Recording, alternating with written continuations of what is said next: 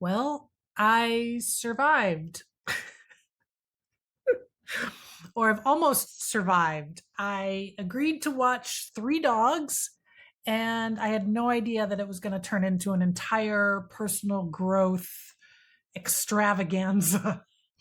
My family gets home tomorrow. Oh God. I I can't wait to have my bed back, having it all to myself. I can't wait to have a full rested night's sleep and not have to escape to the basement to take naps, which I have continued to do.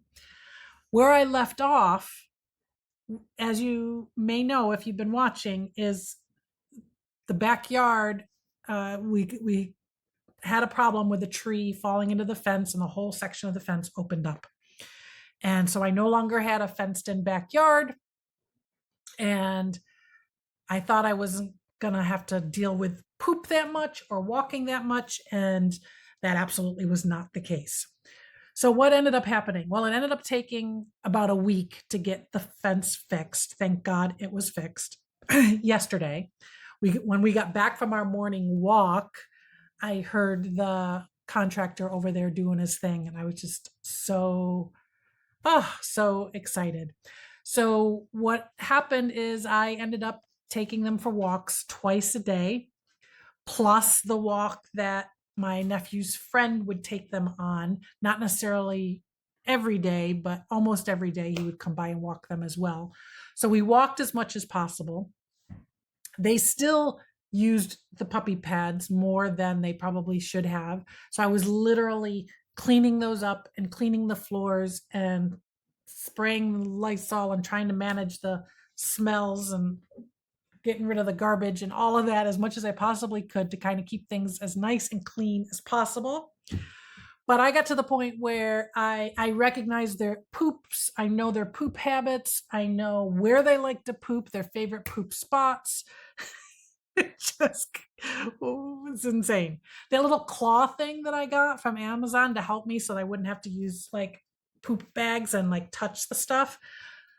I'm sure the claw thing works. The problem is when you're walking multiple dogs and you're juggling multiple things, it was too much to try to operate that thing and control the dogs at the same time. I couldn't do it. Maybe if I was more experienced at that, but couldn't do it. So I became one of those people that was walking around carrying dog doo doo all over the place.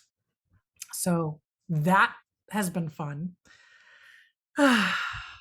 Now, it was nice to sort of like force myself to get up and out. Like I had to get up pretty early in the morning to walk them in the morning. So it was kind of nice to get the day started and to get outside and to force a walk and to get some sunshine.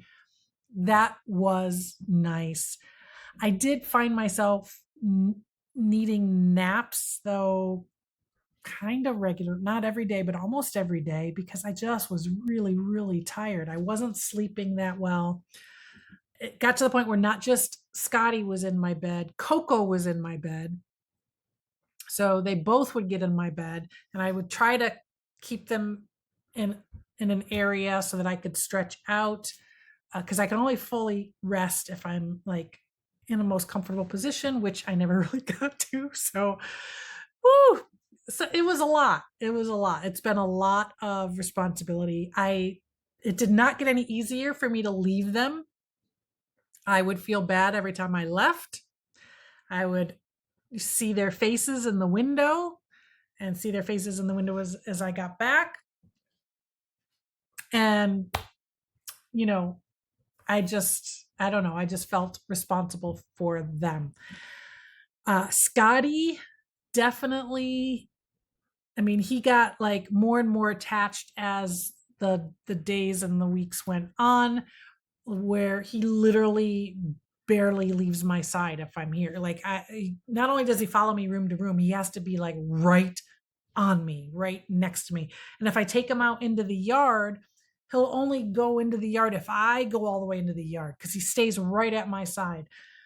I'm thinking he's just struggling a little bit with the family being gone. I mean, he already gets a little bit of abandonment issues and like needs to be around his sibling dogs and his family, but I think it's just gotten worse as the time has gone by. So he he's literally like at my side. Yeah, I know. At my side, day in and day out, which is hard. Kaiser, the eldest, and she's elderly, so she's quite old, and she's usually pretty aloof and keeps to herself, but she has been spending more and more time with us and less time on her own or in her own bedroom. She's been sleeping in the guest room with me, which is very unusual. And she's been tending to hang around not far from where we are. And again, I think I think they're just sad over missing their family, and they're going to be so excited tomorrow when they get back. So I'm trying to, be with them and give them what they need. And I made this little TikTok about learning their love languages. You might have seen it here, but here's a quick look at it. This is Coco. Her love language is receiving gifts. This is Kaiser.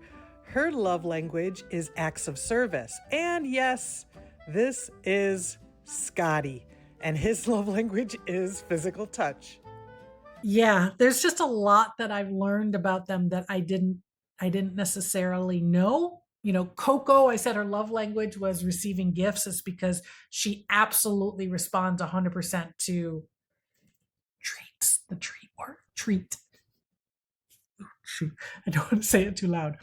She loves that, and she'll take it off into like a corner of the house and protect it and take her time eating it. It's very, very cute. She's also very sneaky, and she's smarter than we've given her credit for all her life. We always thought like Kaiser was the smart one and Coco was a little just sort of like, happy go lucky. She has selective hearing. There are times when I call her when she pretends she does not hear me at all. But if it has anything to do with a TREAT, she can hear me from the other side of the world. She's like honed in on that, and she can move super, super fast when she wants to, and she can resist moving when she doesn't want to, like when we're walking her. And then with Kaiser, yes, we said that, I said that her love language was acts of service, and that's because it's, I've had to clean up after her. She uses the puppy pads the most because she wasn't going on the long walks as much. So I constantly had to like help her out. And what I've learned though is that it's interesting that the other two dogs really help her out a lot as well. It's just mind blowing. So for example, when we go for our walks, usually Kaiser gets left behind when we go for long walks. But I think after having those few days of like being trapped and not going out into the backyard and everything, she started to insist on coming on the walk with us. When we were getting ready, when I was leashing them up and heading towards the door, she absolutely made it known that she was coming with us. She would start right towards the door, which was unusual. So I would leash her up as well. But what would happen is she can't go that far. And we're at the top of the hill. We can do a relatively short-ish loop with Kaiser, give her a chance to get out, move her legs, sniff around, do a little bit of her business. She hears me. She's right here. But anyway, but what I found interesting is her siblings, Coco and Scotty, know that Kaiser cannot walk as fast as they do, and they deliberately go slow to help her keep her pace. And if she needs to stop, they will absolutely stop. They totally follow her lead. So it's a little bit difficult to handle the 3 leashes, but the fact that the 2 dogs are very understanding of Kaiser is just I don't know, it just warms my heart. And so we would do a little loop, but then we would bring Kaiser back, drop her off at home, and I would take the two other ones. And the reason why I know that it was intentional, it was about Kaiser, because as soon as we would drop Kaiser off, the other two would like take off. They would keep me going at a really, really fast pace. And then the other thing that I saw was like how protective Scotty is of his siblings. Now, Kaiser has trouble getting up and down the steps. Today, I witnessed she was having trouble getting up the steps and she would slip. Sometimes I pick her up and carry her, but this particular point, I was a little further away. And she was like having a hard time getting up the steps. Scotty literally got behind her and like was like helping her, pushing, holding on to her from behind so that she could get herself up. It's just freaking adorable. And when we're walking, if we come across any other vicious animals, Scotty definitely makes sure that he is protecting both me and Coco from whatever that vicious animal, like a poodle or a golden retriever. So it's been interesting and fun to kind of get to know them and their personalities. Scotty is absolutely love language is personal touch. He has to be like all up, all over, up against you as much as possible. And that, as I mentioned, that has gotten worse as the days gone by. Like, even if I go outside, out back in the backyard with him, he does not want to leave my side and he wants to like hold on to me. And he's constantly asking me for pets, to pet him and to like cuddle him. So, it's just been interesting to get to know them on this level. But I am ready to relinquish the responsibility. I am ready to be the good aunt and to give the babies back to their parents 1,000%. The thing I've learned about myself through this, I could have been a really, really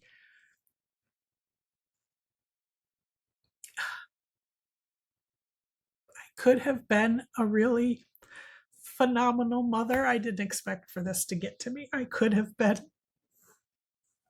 would have been great at it. Whew. I would have been a little like overly obsessed sometimes and overly protective, and I might have worried a little bit too much.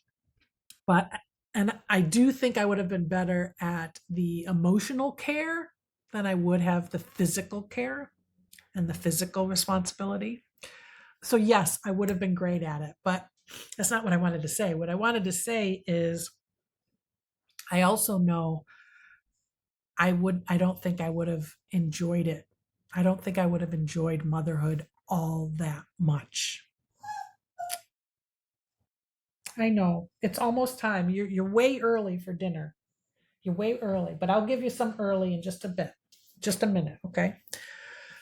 I think it would have drained me. I could feel it. So it's not in alignment with my best versions of myself, like my best self. It doesn't make the most use of my biggest strengths and biggest needs and all of that. I think I would have been drained. And I think, like many of you, I think I would have, of course, pushed through that. I would have absolutely put myself last. Absolutely. That has been made very clear. And yeah, sure, that is okay and that is warranted. I get it. But I would have been a completely different person. I would have turned out to be a very, very different person. Not necessarily better or worse, just very, very different. Had I gone that path, there would have been huge segments of myself and my strengths, my talents, my thoughts, my contributions, my influence, my impact that wouldn't have been nurtured, wouldn't have been tapped into.